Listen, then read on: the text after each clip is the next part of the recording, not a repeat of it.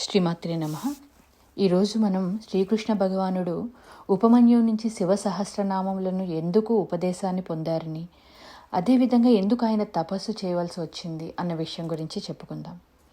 నిజానికి శ్రీకృష్ణ భగవానుడికి జాంబవతీదేవికి కుమారులు లేరు. మిగిలిన భార్యలందరికీ కూడా సంతానం కలిగింది, కానీ జాంబవతీదేవికి సంతానం కలగలేదు. అందుకు ఒకరోజు జాంబవతీదేవి శ్రీకృష్ణుడి దగ్గరికి వచ్చి తనకి కూడా ప్రద్యుమ్నుడు లాంటి ఒక కుమారుడు కావాలి అని ఆవిడ అడిగినప్పుడు, అందుకు శ్రీకృష్ణ భగవానుడు ఉపమన్యు ఆశ్రమానికి వెళ్ళి, ఉపమన్యు ఆశ్రమం హిమాలయాల్లో ఉండేది, అక్కడికి వెళ్ళి ఆయన ఉపమన్యువుని నమస్కరించి అడగగా ఆయన దగ్గర నుంచి శివ సహస్రనామములను ఉపదేశం పొందారు. ఆ శివ సహస్రనామములు ఉపదేశం పొందిన తర్వాత ఆయన శివుని గురించి తపస్సు చేశారు. అలా కొన్ని నెలలు చేసిన తర్వాత శివుడు సాంబ సదాశివ రూపంలో ప్రత్యక్షమయ్యారు.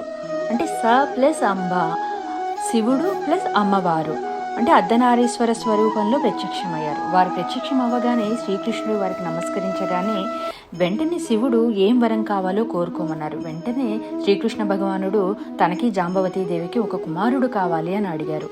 అందుకు శివుడు అనుగ్రహించి ఒక మాటని చెప్పారు. 12 రుద్ర అంశల్లో ఒక అంశతో పుట్టినటువంటి ఈ సాంబుడు యదువంశ నాశనానికి కారకుడవుతాడు అని చెప్పి, నీకు కుమారుడి కింద సాంబుడు అనేటువంటి వాడు పుడతాడు అని చెప్పారు. అటువంటి అర్ధనారీశ్వర స్వరూపంలో వరముగా పొందినటువంటి కుమారుడు కాబట్టి అతనికి సాంబుడు అని కూడా నామకరణం చేశారు. అతను చూడ్డానికి కూడా సాక్షాత్తు కృష్ణ భగవానులానే ఉంటాడు అని కూడా అంటారు. శ్రీమాత్రే.